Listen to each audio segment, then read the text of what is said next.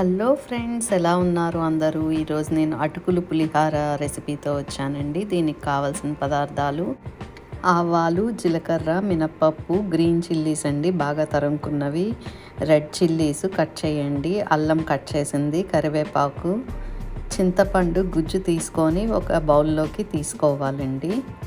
Chopped onions అండి, బాగా తరుముకున్న onions.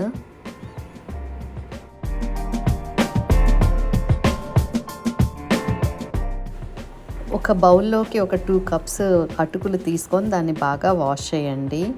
దాన్ని మళ్ళీ బౌల్లోకి తీసుకొని ఇలా చూపించిన విధంగా చింతపండు జ్యూస్ని వేయాలండి.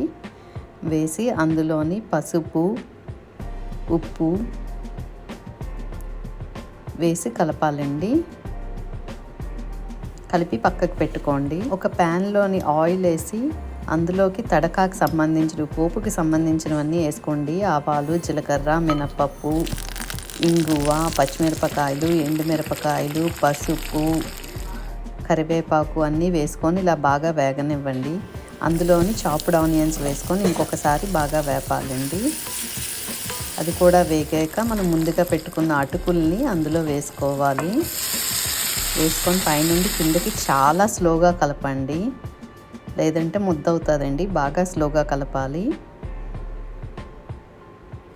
అందులోని కొంచెం సాల్ట్ కూడా మళ్ళీ వేసుకోండి. వేసుకొని ఇలా కలపండి. ఇగోండి, అటుకులు పులిహార 2 నిమిషాల్లో రెడీ అయ్యిందండి. మీకు కూడా నచ్చినట్టయితే ప్లీజ్ లైక్